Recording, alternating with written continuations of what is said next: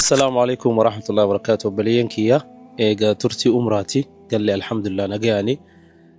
باتين أرانت أنا تكجني إيجا لتوني باتي شعبان جامتي نبي ربي عليه الصلاة والسلام إيجا رمضان أتي أمانتي عائشة رضي الله عنها مالجتي إيجا رمضان أتي إرجم ربي عليه الصلاة والسلام باتي إني أكان قيس صومنو هن أجر يوني في شعبانته ملئ inuu gartee ergamaa rabbii guutuu soommanuu deemaa hanqanuti jennuu takka hanqanuti guutuu soommane jennee shakkinu takka ergamaan rabbii baatii shacbaanaa tana gartee hedduu keessa soommanuu ture.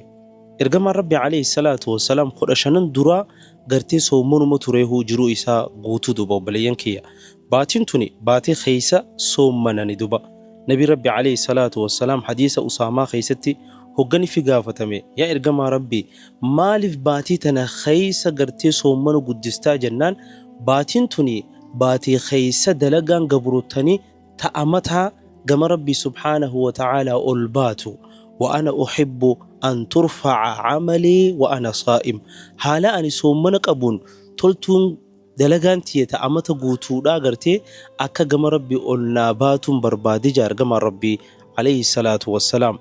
15 gartee guyyaa 15 shacbaanaa kana soommanuun jaalatamaadha bareedaadha namuu soommana akkasuma gartee obboleeyyan keenya warri qadaan irra jirtu warri shamarranii gartee baatii tana keessa ummaan teenya Aishaan gartee ramadaana jala siifadheetiin kabaja ergamaa rabbiitiif jecha amata guutuu soommanuu lakkisee qadaa gartee dhiiga laguutii jecha nyaadhe baatii ramadaanaa san khidmaa ergamaa rabbiitiin waan dhaabbattuuf yoo ergamaa rabbii natti haajame waan jettuuf gartee shacbaana tachisiiseetiin shacbaana keessa khafaluu turee jetti duba shacbaana keessa ofirraa khafaluu turee jetti duba tanaafuu namni irra jiru ji'a tana keessa soommanuu ni danda'a.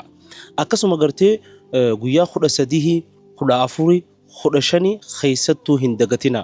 namni ergamaa rabbi alayhi salaatu wassalaam ayyaam albiid soomane baatii tana irratti akka jennete eegalle tana 13 14 15 yooniif ka soommantu taate ayyaam albiid jechuu akka baatii tana guutuu soommantetti lakkaawama. Namni immoo sunnaadhaaf gartee isniinaa fi khamisa dur soommanuu hin turre isniinaa fi khamisa dur soommanuu hin turre soommanu sunnaadhaa jiruu isaa keessa soommanuu hin turre 15 duraa kana malee 15 boodaa soommanuu hin qabu.